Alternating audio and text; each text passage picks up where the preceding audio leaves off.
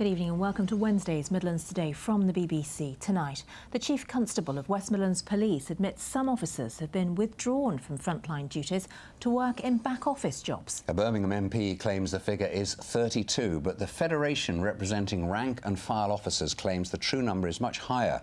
Labour say it's proof that budget savings are cutting into the thin blue line. But the Chief Constable says the changes are a temporary measure needed to help the force through a time of huge upheaval. Giles Latcham reports. Policing the West Midlands was ever the job more difficult. On the front line or back at base handling calls and data, in the midst of £120 million of budget cuts, this is a political battleground, and Labour are on the offensive. Some of the best still serving frontline officers have been taken out of the front line into the back room. At least 30 highly trained officers are said to be doing civilian jobs. The real figure could be nearer 100.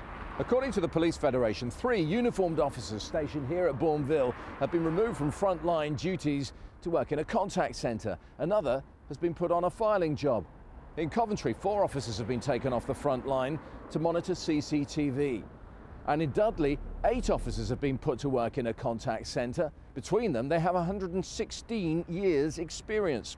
One officer said he's gone into a control room against his will. Federation reps have a sheaf of emails from frontline officers unhappy at filling in for civilians who've taken redundancy. Those still on the streets, they claim, are struggling to cope. We still perform as best we can, and we still try and offer the best service we can. But as time goes on, officers become more and more stressed with the workload that they carry.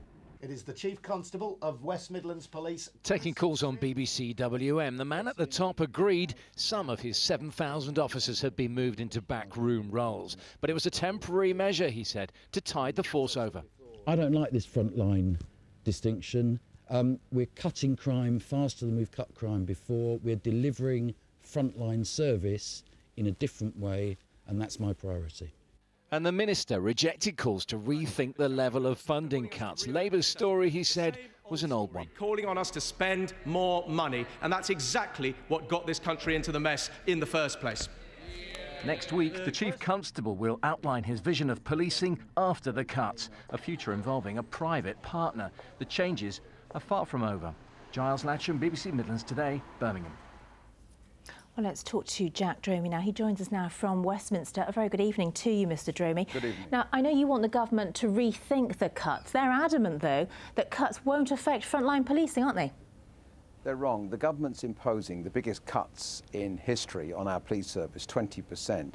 16,000 police officers going nationally, 1,200 in the West Midlands. They're creating impossible problems for our police service. On average, Theresa May promised, however, that the front line would be protected. Now we know the truth.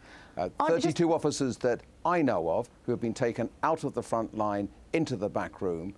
And I think the Police Federation is right, there might be many more. Now, that's not the fault of Chris Sims, the Chief Constable, who's an excellent man. No, I know you're blaming the government, aren't you? But just look at these figures. On average, police officers, the government say, spend more than 85% of their time in the office rather than on patrol. 7 hours of paperwork after every arrest. Isn't it time to change that, reform it?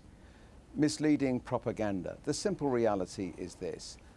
We have a police service which is the best in Birmingham and Britain here in the Midlands. It's given outstanding service to the people of Birmingham and the Midlands.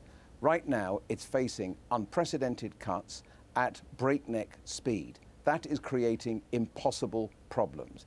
Therefore, the government have got to reflect the first duty of any government is the safety and security of its citizens. OK, well, there is, of course, the argument, isn't there, that your government left a legacy of debt. If you hadn't, then the cuts wouldn't have had to happen in the first place. Don't you take any responsibility for that? Before the election, Her Majesty's Inspectorate of Constabulary said that actually, if you, for example, shared back office services, had common procurement, you could cut 12% without any impact on the front line.